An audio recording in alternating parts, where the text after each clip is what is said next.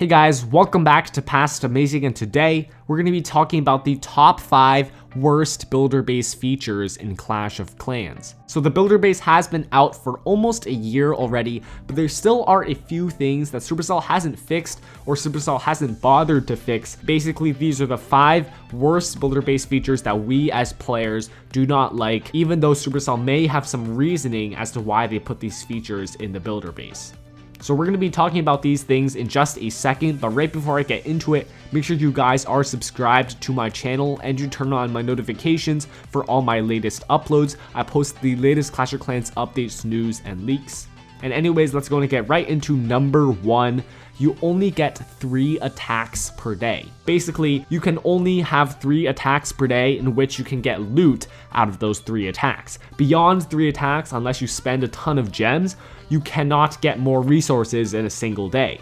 Now, this is a feature that has bugged me since the really beginning of the builder base. Why is Supercell limiting how much we can play per day? Like, I was really confused why Supercell would do this, but then I eventually realized that perhaps it's because Supercell doesn't want us to spend too much time on the builder base. When they created the builder base, it was meant as something off to the side, as a supplement to our main village, not supposed to be a whole new game that we start playing. So by imposing this limit, Supercell is basically telling us or nudging at us that we should still focus on our main village first. That's the main point of Clash of Clans, is to upgrade our main base and participate in clan wars and upgrade our troops in our main village. The builder base is more of like a mini game type of thing where we can do a few quick attacks per day while we're waiting for our troops to train or something like that. I think that's what Supercell intended the builder base to be, and I think that's why they put this feature in. However, it's still pretty annoying when I'm just getting into the builder base and I'm like doing my attacks, and then suddenly Supercell puts a limit on me that I can't even get any more loot.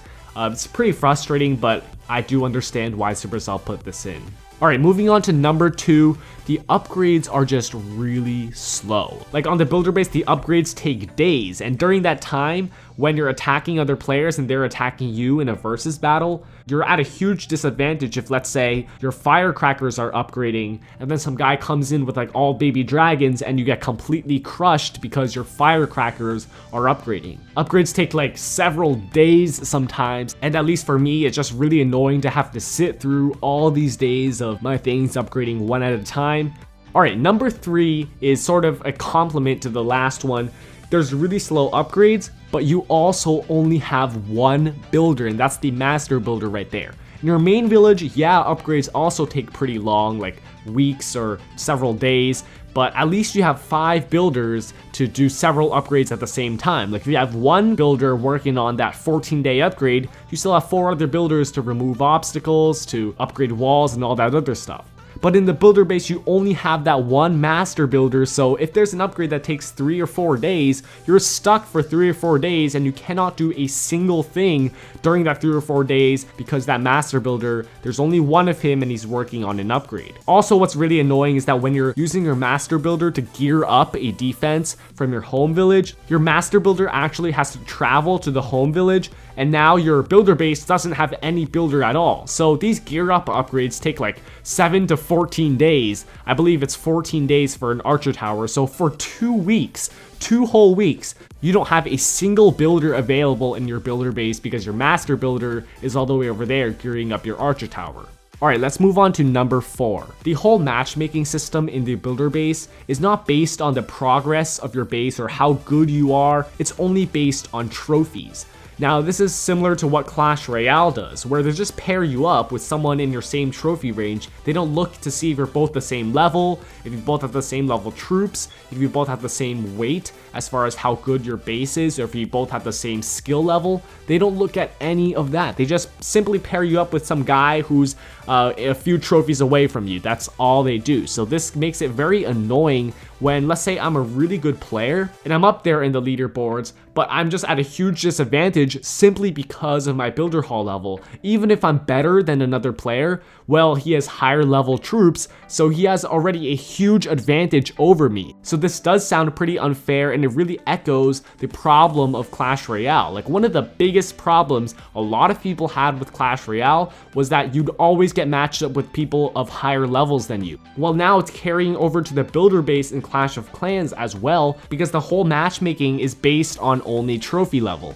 Now, honestly, I think this is something that Supercell should fix. Like the previous 3 things, maybe that's just the way the builder base was meant to be. But at least for this one, try to make it based on the progress of your base rather than just the number of trophies that you have. All right, let's move on to the last one on this list, number 5. When you get a 49% 1-star and the other person gets a 50% 2-star. This is like the smallest of smallest margins that you can lose by. First of all, you get a 49%. I mean, you are 1% off from that 2nd star. I mean, you maybe got the guy's builder haul, but you're 1% off from a 2nd star. And then the other guy gets a 50% 2-star. So of course, 2 stars is greater than 1 star. You lose that battle. Doesn't matter how close the percentage was. He won by 1%. Literally, this is what it is.